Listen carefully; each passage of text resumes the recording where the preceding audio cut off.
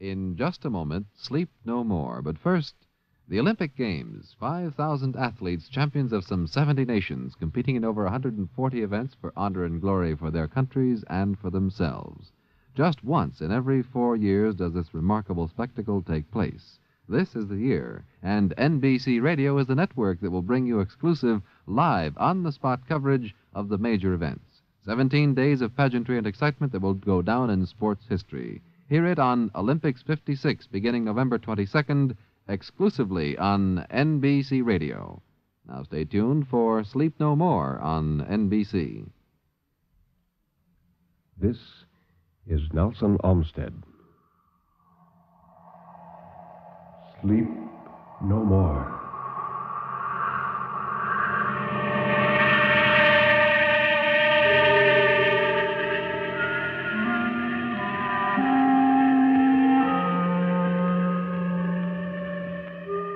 Sleep no more. Turn down the lights. Sink back in your chair and don't look into the shadows. In the shadows, there may be moving things. Tonight, it may be you will sleep no more.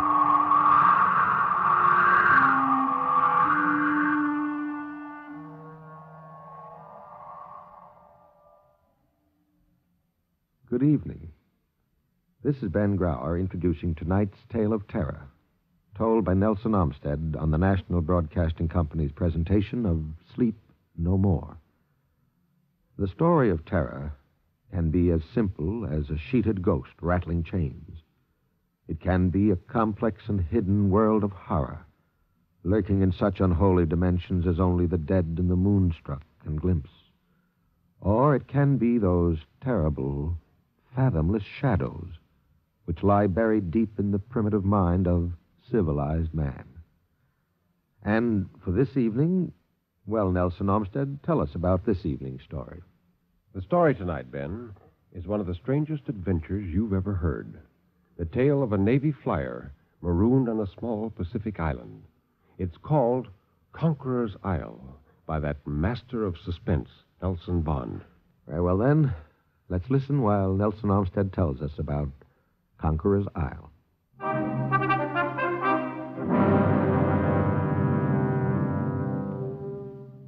As soon as Lieutenant Commander Gorham entered his room, Brady began to pour out his story. He spoke with tense, white-knuckled ferocity, his eyes intent on those of the older man. He said, You've got to believe me, sir. It sounds utterly impossible, I know. It sounds crazy. That's why I'm here. But it's the truth, and you've got to believe it. You've got to, sir. Lieutenant Commander Gorham sat down and said quietly, At ease, Lieutenant. I'm here to consult with you as a physician, not order your cure as a superior officer. Now, suppose we ignore the braid while you tell me about it. Joe Brady smiled. It was his first smile in weeks, and his face could not quite accomplish it. His lips twisted jerkily, but his eyes remained blank windows into torment. And he said, Thank you, Doctor. Where would you like me to begin? Gorham shuffled the pages of the lieutenant's case history and said, Well, now let's see. It says here that you are Lieutenant J.G. Joseph Travers Brady, Navy flyer, and you were assigned to the USS Stinger, an aircraft carrier. Is that right? Yes, sir. Well, it's your story, Brady. You know what you want me to believe. The trouble began, I understand, in your last bombing mission. That's right, sir. Or rather, that's when my troubles began. Well, the thing's been going on for longer than that, much longer. And someone's got to do something, Doctor. Time is racing by with every passing day. They grow stronger. I've got to make people understand. Yes, Lieutenant. But suppose you start at the beginning. Now, what about that unfortunate last flight? His calm, matter-of-fact tone had a soothing effect on the younger man. Brady's voice lost its high note of hysteria, and he settled back in his chair, covering his eyes for a few moments, as if to think about this terrible story he had to tell.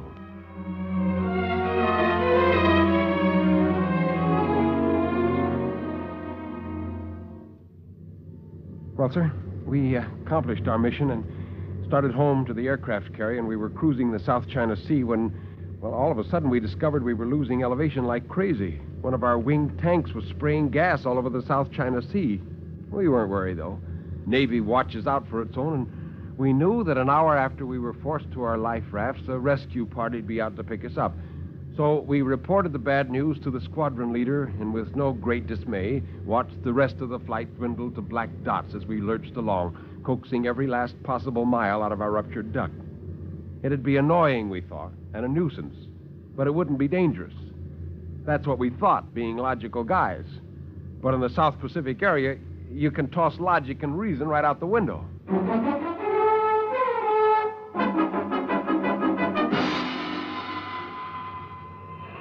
About 10 minutes after the rest of the flight had disappeared, a shrieking 100-mile gale picked us up and whirled us like a button on a hen-coop door. How long we rode that thing, I haven't the faintest idea. It grabbed us and spun us as if we weighed ounces instead of tons. We had no way of climbing above the storm, of course. We just had to sit there and take it. All three of us were nerve-shattered, bone-bruised, and dog-sick from the storm's beating, and not one but would have cheerfully given up a year's shore leave to be clear of this mess. And then suddenly as it had sprung from nowhere, the typhoon passed. 1 minute we were standing in our ears in a maelstrom of wind and rain, and the next, the skies were crystal clear, and a benevolent sun beamed down on a blue, tranquil sea, while under the shadow of our wingtips lay a pink and green sanctuary of a tropical island. We came in for a landing on the beach. I wish I could tell you what island and where it was, but we'd been twisted and battered and bounced around so badly and for so long that none of us had any idea where we were. We might have been 1 mile or 50 or 500 from where the typhoon struck us. But wherever it is, we've got to find that island again. We've got to, because it's their island. Unless we find it and destroy them... Well, I'm sorry, Doctor, but I feel so deeply about this thing. Well, anyway, we reached the island, which, as far as I can tell, is uncharted.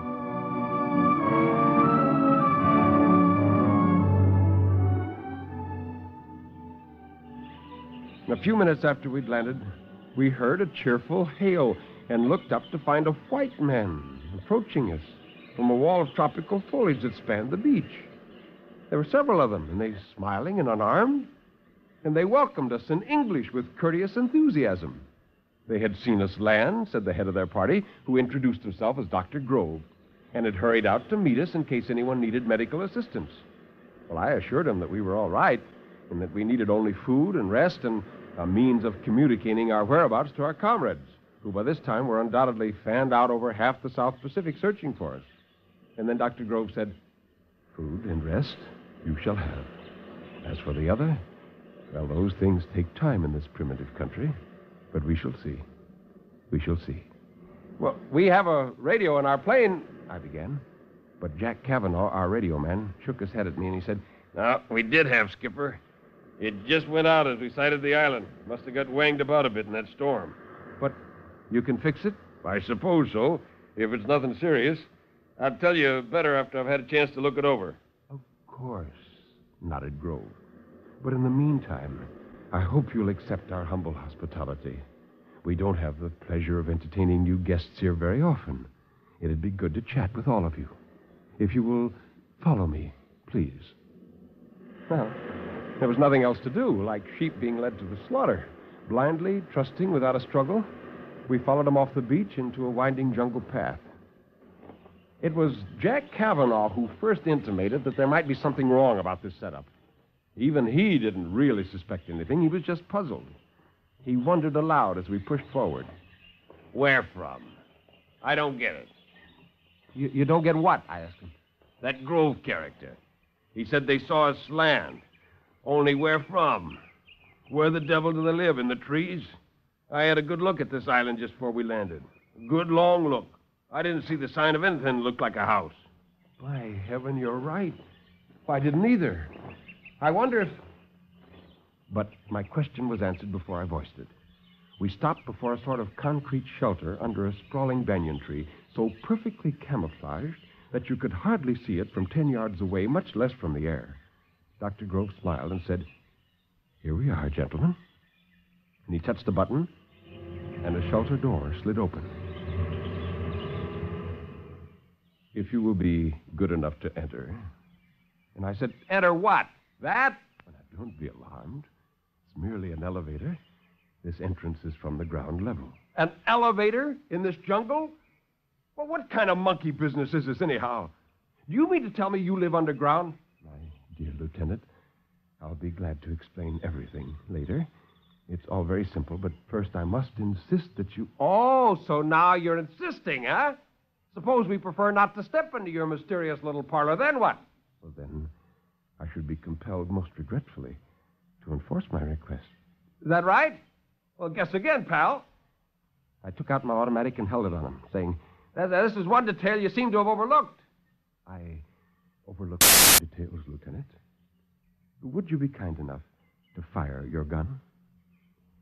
Well, I stared at him, baffled. He wasn't stalling. You can feel things like that. He was amused, superior.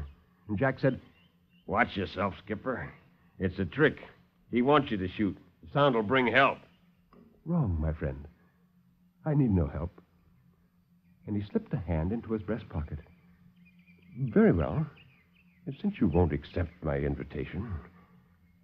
Well, shooting was risky, but I had no choice. Okay, I stepped. You asked for it, and I squeezed the trigger, but nothing happened. And I don't mean that the gun missed fire or that it jammed. I mean it just didn't go off, that's all. There wasn't a thing wrong with it mechanically. Later, I took it down piece by piece and examined it. It was perfect. But it just wouldn't fire on that island. I soon found out about that. About that and a lot of other things. Dr. Grove just looked at all of us and shrugged his shoulders. He was very calm about it all, and he said, you see, now perhaps you will be kind enough to step into the shaft. Not on your life. I don't understand what's going on here, but whatever it is, I don't want any part of it. Now, come on, gang, let's get out of here. I'm sorry. You forced me to use harsh measures. Believe me, I do so reluctantly. From his breast pocket, he drew a slender tube about the size and shape of a fountain pen, and he pointed it at me. At us, I should say, because from it suddenly flowed a silver cone of radiance. I started to rush him, but I couldn't move as that curious silvery radiance engulfed me. It wasn't a gas. It was odorless and tasteless. It didn't burn or sting or cause pain in any way. It just sort of hummed. But it was as though I had charged into an ocean of lambent cobwebs to become enmeshed in a shroud of moonbeams. I could neither move nor speak, and everything was so confused that for a while I didn't know what happened.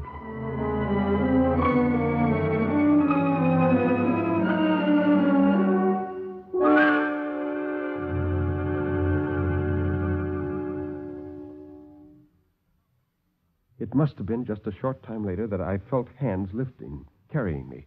They felt, well, how can I explain it? They felt far away.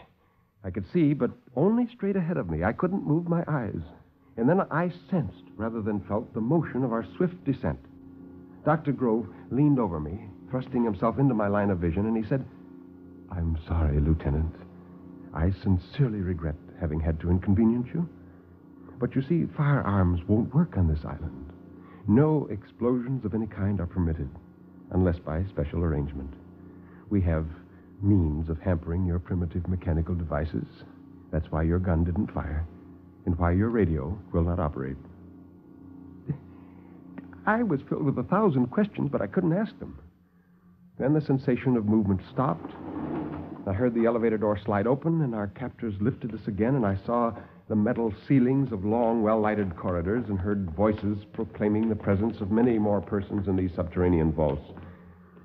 And then our journey continued through a maze of clean, gleaming metal corridors until finally I was carried through a doorway and placed tenderly on a cot.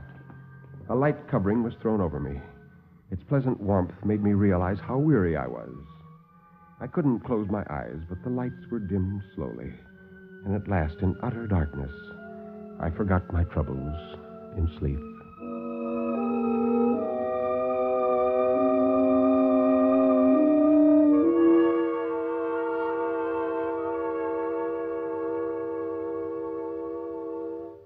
I don't know whether the return of lights awakened me or whether some unseen control automatically brought back the illumination when I awoke.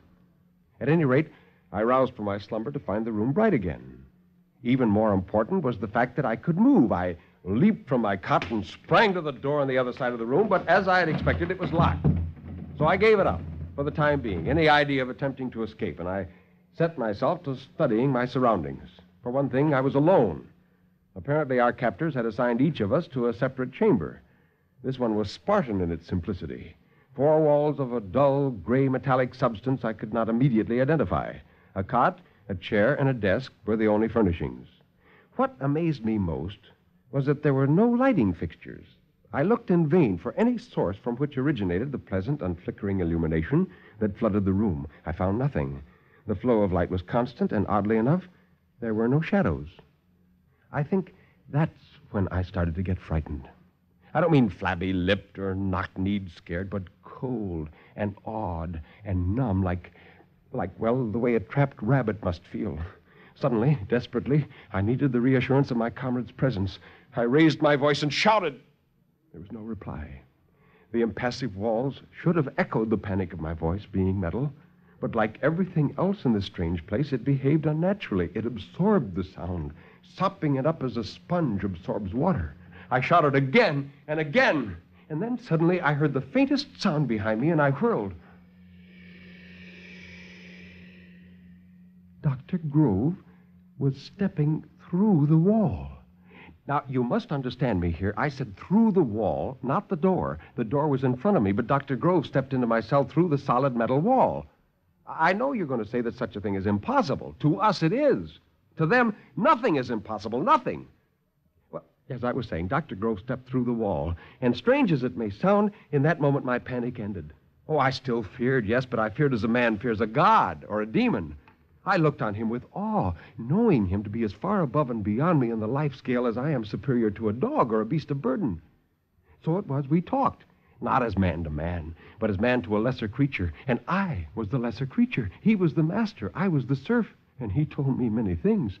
Has it ever occurred to you, Doctor, that we humans are an egotistic race? Our Darwins and our Huxleys have told us that we are the product of a steady, progressive evolution, an evolution that started in primeval slime and has gradually developed to our present proud and self-proclaimed status as Homo sapiens, intelligent man.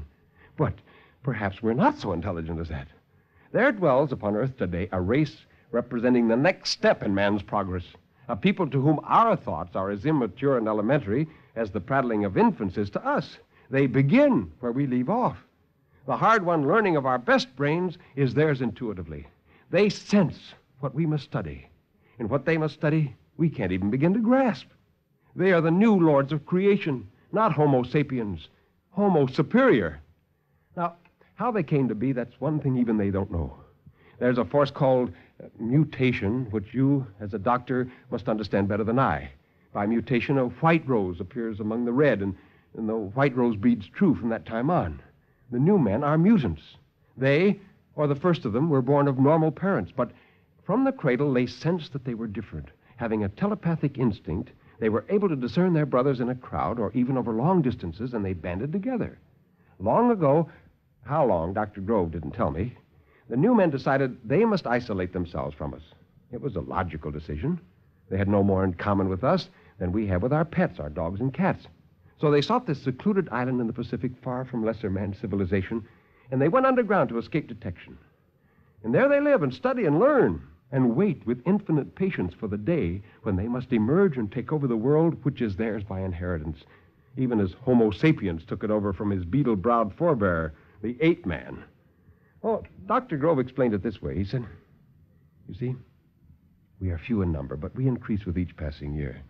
Some are born here, and others come from 4 corners of the earth, and soon we will be many enough and strong enough to accept the responsibility of government of all the earth. You mean destroy man and claim the entire world for yourselves? Oh, how little you understand us, you humans. Do you destroy the animals of the field just because they're not your intellectual peers?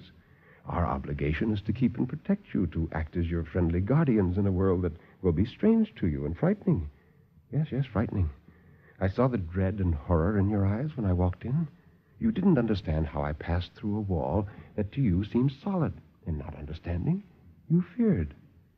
Yet there is nothing supernatural or fearful about what I did, about what any of us can do at will. There is no such thing as a solid in a universe wherein all things, size and dimension and substance, are but relative. We know there is room and to spare for the molecules comprising our bodies to pass unhindered through the molecules comprising these walls. We simply make a necessary mental adjustment and walk where we will. It's an ability as basic, as fundamental to us as breathing is to a person like you. Well, then, what is your plan for man? Well, your question should be, what is nature's plan for man? And I believe the question answers itself. The answer lies in history. What became of nature's earlier experiments? The giant reptiles, the anthropoids, the men who dwelt in caves and trees. Well, they died out. Civilization passed them by. They fell before the onrush of higher life forms. Even so. Even so. But you have our pledge that we will be kind. So you see, that was the essence of the matter. These new men are intelligent, 1,000-fold more intelligent than we. And being that great step farther along the path to perfection, they are born with the instinct to gentleness. That's why their weapons anesthetize but don't harm. They will not, they cannot kill. Oh, I could go on for hours relating what I heard and saw during the 3 weeks I was prisoner in the subterranean refuge of this new man. I'll tell you only a few things because you, like the others, must think that I'm mad. But there are some things you should know. Those metal cells hold more than 200 humans like you and me, men and women who have stumbled by accident upon the hideaway island and have been restrained there lest they go back and tell the world of the conquest to come. Oh, I could quote names that would amaze you. A famous author and traveler whose ship disappeared some years ago in the Pacific. Yes, a big game hunter supposedly killed. An aviatrix for whom a dozen fleets sought in vain. They are there. Oh, I could tell you something else that would make the small hairs creep in the back of your neck, if you dared let yourself believe it. They are here among us already, the new men. As their hour of ascendancy approaches, they are paving the way for their bloodless conquest. Some of them have left the island and have taken their places in our world. You can see the master plan. A handful of them settle in key spots. Here, a politician. There, an industrial magnate. There, an author whose every word is gospel to his readers. Now, what chance has a race of underlings to combat them when they strike? And they will strike. And soon. And when they do, that will be our end as rulers of the earth. For they can't fail in anything they try. Now, we as a people are strong, but they are omnipotent. Now, that's why you've got to make yourself believe me, no matter how crazy this sounds. You've got to, Doctor. From the broader point of view, perhaps it's better they should inherit the earth, but I'm human. I don't want to fall before a higher culture, no matter how superior. I want to live. And if we want to live, they must die. Their island must be destroyed utterly and completely. An atomic bomb could do it. Now, well, after what I've told you, I know you're wondering how I escaped from their island without outside help. Well, I was able to escape because I took advantage of their one weakness. They cannot willfully cause any creature pain. Knowing this, I begged Grove to take me to the surface so I could get some things from the plane. Some personal things, I told him. Pictures of my loved ones that I'd hidden in a secret compartment. And he agreed. We'd been on friendly terms for some weeks, and he suspected no treachery. That is a human trait. They cannot conceive of guile or deceit. He was careless, and I was desperate. He turned to look when I cried out and pointed to something behind him. He never knew what hit him. I don't know whether my rock killed him or not. I hope not. Well, the plane, of course, was useless, but there were self-inflating life rafts, and the water was only yards away, and I paddled from that devil's shore with the strength of a madman. Now, you know the rest. How my food and water ran out. How they found me raving in delirious days or maybe weeks later. Sun-blistered and more than half dead.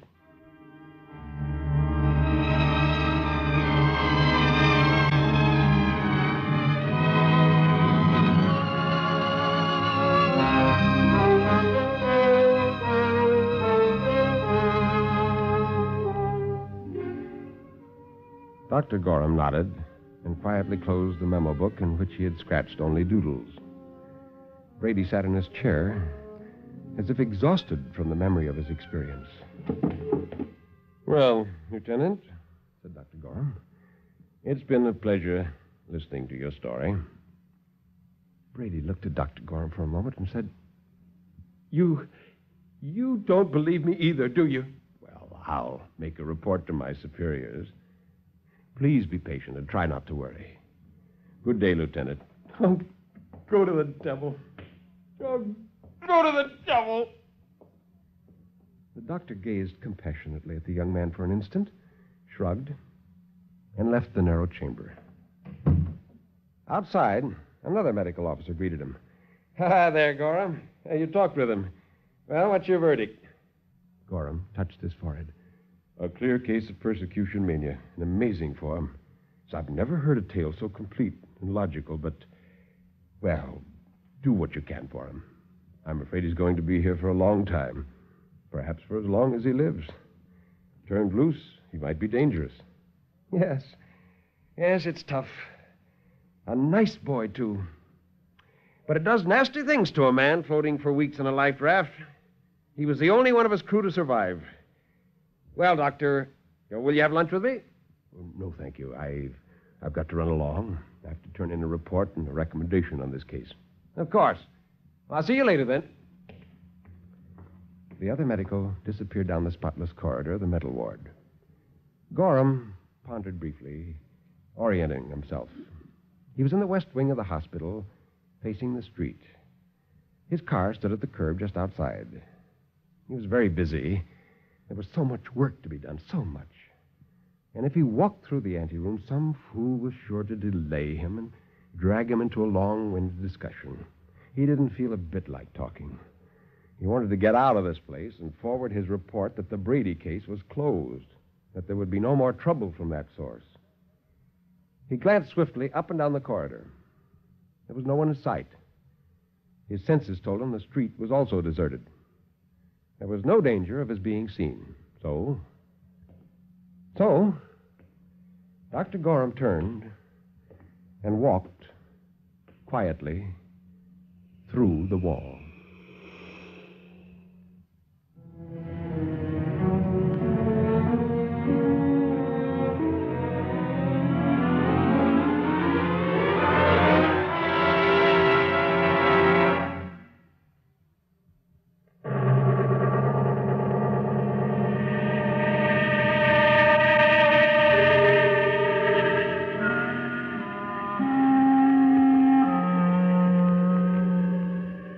You can turn up the lights now.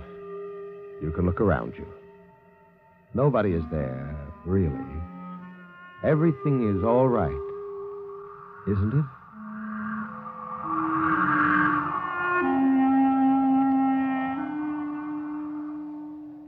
Step over here, Nelson Omstead, and tell us about next week's story. Well, next week, Ben, we have two stories. One is a classic tale of terror by W.F. Harvey called August Heat. The other is a fantasy by Nelson S. Bond with the strange title, Mr. Mergenthorker's Lovelies.